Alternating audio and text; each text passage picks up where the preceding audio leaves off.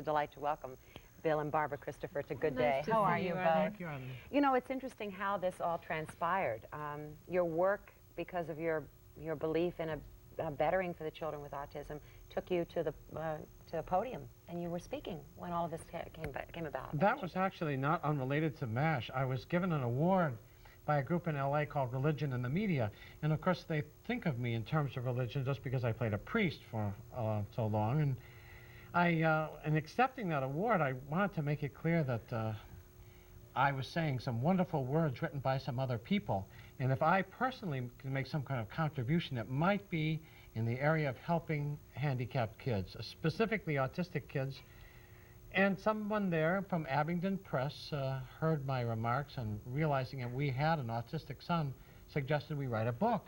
And it was a totally new idea. I've known a lot of parents who've written books, and I think sharing is wonderful, but I didn't think we would enter into that, but thanks to a lot of circumstances, we did. Really in touching mother's encounter. I felt connected to you when I was reading the story of Ned. You take us back to a time when Ned was very young and Bill was doing a play, and you were in a hotel room, and, Yes. and it was cold and wonderful, and the children, you were doing things with them. Even then, though, you didn't realize that Ned, one of your two adopted children, had a problem.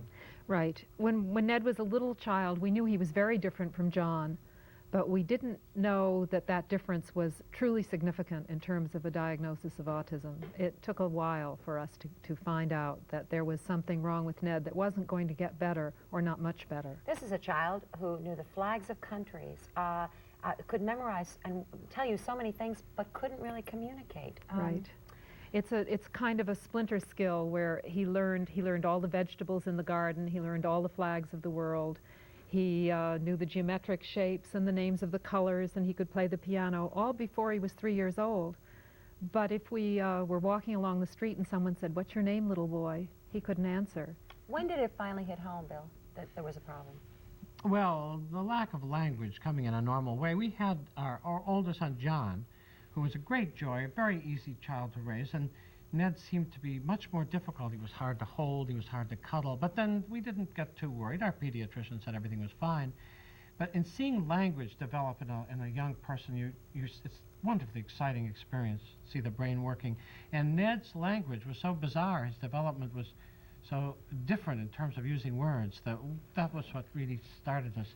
You know, Barbara, we used the word splinter skill, and I think that's sort of, I'm glad to hear you say that. I don't know. A little bit of jargon I threw in there. It somehow creeps in. We've talked a lot about Ned, and we've talked a lot about because of Rain Man, but that's sort of that splinter skill that autistic people sometimes have.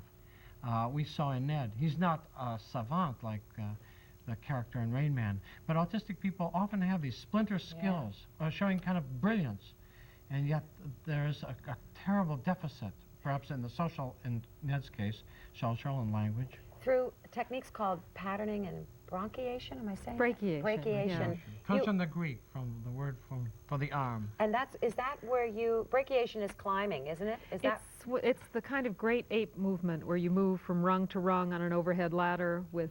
Oh, we're talking hours a Mobility day. through Many use of the hours. arms. Well, what happened, Eileen, is that Ned, as we got into it and found out that he did have a problem, which was eventually called autism, he went through the usual kind of special education. But by the time he was 10, we were feeling, what happened? We had this wonderfully brilliant little child, and at 10 he hadn't made much progress. And so we went to the Institutes for the Achievement of Human Potential in Philadelphia and did a home program prescribed by them, which involved these things you're talking about, patterning, brachiation, essentially going through the developmental stages again, doing it all over again, creeping, crawling, running. And may I say, I mean, just in reading the book, the hours of a day that you were in therapy with this child, Well, you know how we shows the tremendous love you had for him. We filled his day. We structured his day from the time he woke up till the time he went to bed, and he always had something he was doing. He was never floating. Autistic people have a terrible time structuring their own day, and they tend to perseverate with self-stim behaviors. See, I can use a little jargon, too. Can I say it the way that I learned it? I mean, stimulation for him was painful. He would do things covering himself to avoid hearing noises. And isn't that part of what's going on in the brain that is so hard? Part of what's happening is the child doesn't, or the person doesn't process sensory information correctly. So there will be times when a noise will be very painful, and times when the house could fall down around him and he would appear to be deaf. And you would go to restaurants and he would cry beyond what we know as a normal child in a restaurant acting up. This would be so painful.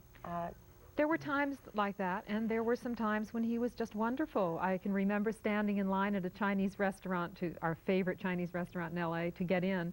He stood there for 45 minutes with us and was an angel, so it was variable. Any parent listening will relate to the idea that it's like being on a roller coaster. Oh, You know, those wonderful times, easy times, and then we had some very difficult times. Part of it was involved with the medication we were using, too. It's Ritalin. a complex. Yeah, you had to take him off the Ritalin, didn't you? Yes, we did. It helped for a while, and then he had a kind of adverse reaction to it, and his behavior became very bizarre. Let's take a break here. When we come back, we'll talk about Ned as a teenager, because that's when you really had to face the ultimately most painful decision of putting him somewhere that could on a daily basis take care of him.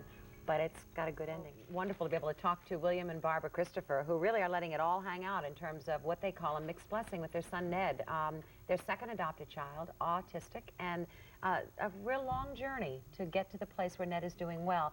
How did you ever cope with working and this? Of course, my MASH friends knew about Ned. He had me. That's how he got. I'm sure that's true. Is that the answer we rehearsed? I forgot. Yes, that's the answer. Of course. But if you read the book, you find out we're a really close partnership, and I think that what we wanted to show is how families can be. But MASH was a wonderful thing for me to be able to keep on an even keel. I think one always has to find things in your life to let your own personal expression continue to grow. And I am an actor for life, and I found that MASH came at a wonderful time. Our kids were growing up, and it was a happy, very happy experience, MASH. And of course, Barbara and I would work together on the home program we did with Ned so intensely, and then I would go off to the studio and do my work. And it gave me an escape that, of course, Barbara didn't really have in the same way. But it's not difficult for an actor to have your brain compartmentalized. And I went off and did my life as Father Mulcahy, and I could set the other part aside. And Barbara, when the times were not joyous, there were clearly times that were, but when they were very painful, did you ever resent the fact that you were really the primary caregiver here when Bill was working? Well, I don't think so, because we had a lot of fun together. In addition, I mean, it's always painful to have a handicapped child, but that's something that you cope with, and we liked to think of our family as a problem-solving unit, and we worked on that, but we made sure that we had a good time, too, and that's very essential for parents of handicapped kids. I think that the difficulty, the hard part, was when we first had to accept. Yes. The two times that are the most difficult for families like ours are first diagnosis and realizing that you're facing something very difficult, and then finding that you can't cope with it at home and you have to send your child away. Those are the devastating times. What do you say to people that might, in fact, just recently have faced the fact that their child is disabled, handicapped? It's not an overnight process and getting through it and over it, is it? No, we like to talk it to them. isn't. We meet so many parents through the Autism Society, and through Ned lives at the Devereaux Foundation School in Santa Barbara, and we meet a lot of kids through that school and the other Devereaux branches. That are not all autistic either. They're very different. I mean, there are kids who are the retarded kids, the Downs kids. Many of the residents at Devereaux have lived there for a long time, they're lifetime residents, and we get to know the families a little bit. And that the beginning of separation, which Barbara speaks of, is you need a lot of support. Well, I think that there is a kind of process that you go through, and there are some things that parents have to do for themselves. I like to think we have the Christopher three-part program, and part one is that you really have to let yourself cry, let yourself give in to the devastating emotions. Secondly, you have to make sure that you get yourself back in gear and work for good programs. Whether your child's at home or leaves home, you have to continually try for the best program for your child. And third, you have to keep some life for yourself. It's interesting, though. I wonder how John, looking back, how he survived. When you have a child that is in any way disabled, they have to get more of your attention. So how does the sibling survive this? An interesting question. John says that he enjoyed his life with Ned, that he considered our life together normal. Yes, Ned was my brother, it was my life. I thought it was normal. That was one thing. Yeah. You didn't have to put Ned at Devereaux until he was a teenager, Right. because I guess, what is it, puberty or whatever is going on hormonally just kind of breaks everything open? We never expected to change our way of life, because when we were doing the program that the Institutes for the Achievement of Human Potential had outlined for us, and we used to go to Philadelphia regularly to meet with them, Ned did so well that we could see it being perhaps a real key for Ned's life, and Ned might almost really make it. We were bringing him along so well that we never thought of that he'd leave our midst. And I think no parent does. When we talk to young parents and we say, maybe it'll happen someday, that you won't be able to continue, they can't believe it. But when Ned reached puberty, he became so difficult. Very aggressive. Very aggressive, and it was an overnight kind of thing. He'd been this wonderful kid who had really come along and was doing a lot of high-level things, and all of a sudden he was charging around and grabbing and pinching, and we worked with trying to help him with that behavior for about 9 months, and then we said, you know, I guess we'd had the idea that as long as Ned could be a part of our family, as long as we could be what we considered a normal family, even though we had to adapt to him, it was fine.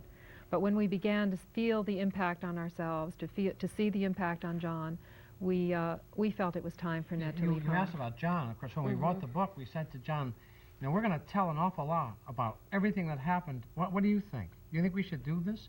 And he said, yeah, I think you should. Do you get hugs now from Ned? At 21, oh, yes, indeed, he doesn't stiffen anymore when you try to love him? No. Ned is a very affectionate kid, and it was really just in infancy that he was so stiff. That really disappeared, and he became he has been affectionate throughout his life. Look at this picture.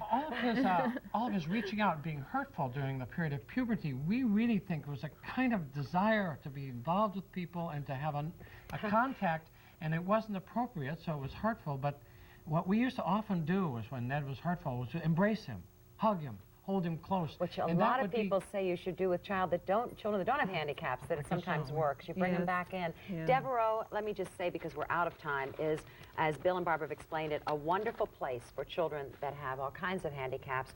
And Barbara was telling me that 2/3 are actually funded. If you can't afford it, we do have laws that say that you still deserve it.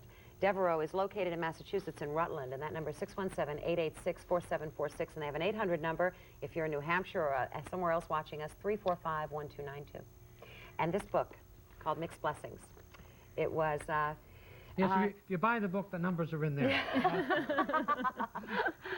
It was emotional to read, and I thank you both for writing it. You will help an awful lot of people. We're dealing with a subject that, thank God, is now out of the closet. Well, thank Autism. you. Yes, I know that right here in Boston, a lot of good things are going on, and we have some friends here we talk to often. We feel good to be here. It's good to have you here. Bill, Barbara, nice to see Thank you, Yeah, Eileen. thank you, Bill. Thank you, Eileen. And give our best to Ned, will you?